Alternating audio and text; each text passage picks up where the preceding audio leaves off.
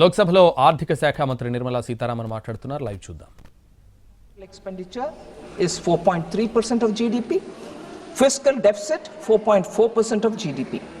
What does it indicate? It indicates that government is using almost the entire borrowed resources for financing effective capital expenditure. So the borrowings are not going for revenue expenditure or committed expenditure or any of those kinds. It's going only for creating capital assets. So in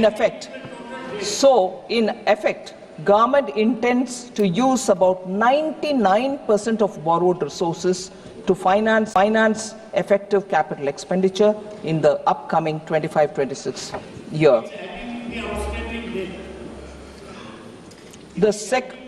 I'll explain it, Professor, please. I've just begun, right?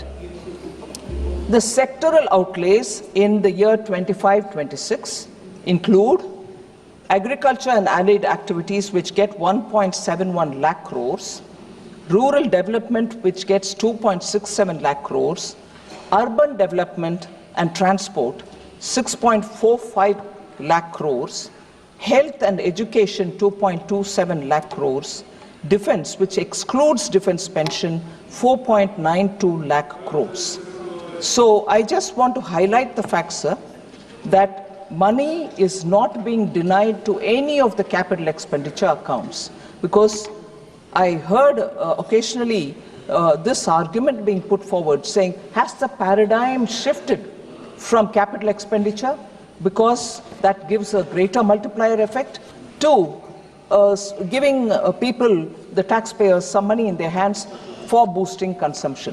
No, these data from the current budget, which is before us, shows that capital expenditure outlays have not come down at all. On the contrary, they've gone up. So in this, most importantly, across all schemes, I want to highlight how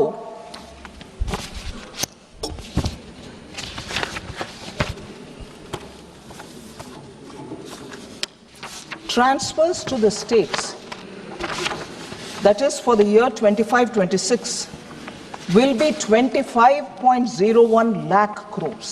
Transfers to the states across all schemes. And I just want to go back to listing out how much after COVID the capital expenditure is increasing. At the same time, including tax devolution, finance commission grants, and funds for centrally sponsored schemes, 50-year interest-free that we give for the states, all put together, the transfer of resources to the states is growing by the year. 2020-21, sir, 13.44 lakh crores, which is an increase from the previous year, that is 2019-20, where it was 13.19 crores.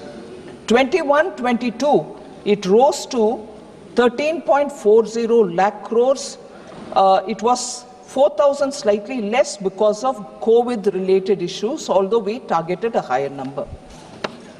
But in 22-23, it was 15.56 lakh crores, which is 2 lakh. In 22-23, it was 15.56 lakh crores, which is 2.16 lakh crores more than the previous years.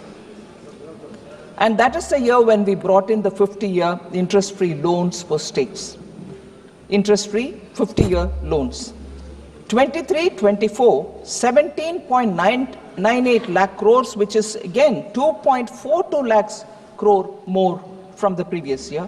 24-25, 22.91 lakh crores, 4.93 lakh crores more. And this year, the budget which is before us, 25.01 lakh crores, which is 2.1 lakh crores more than the previous year. So the amounts going to the states have not come down at all. Sir, I will seek your indulgence, sir. I want to highlight the thought and the philosophy behind our government's budget-making processes, and also how in the last 5-6 years we have set clearly some practices which are, I would think, very important from the point of view of fiscal management, So allow me to just go through some of the points. It's been a conscious policy choice because it's part of our governance priorities, its commitment to fiscal discipline. So India's development story actually presents a stark tale of two opposite approach to budget making and also for fiscal prudence. So global financial crisis of 2008, once in a century 2020 COVID pandemic. But what happened after 2008 led us to become a fragile five country, whereas what is now happening is that you see we continue to remain the fastest growing economy. I want to highlight some of the very critical steps that we have taken in the fiscal prudence approach and also in budget making. So under this government, sir, India transited from the league of fragile five to become one of the top 5 economies of the world. 2021, sir, we had the devastating pandemic.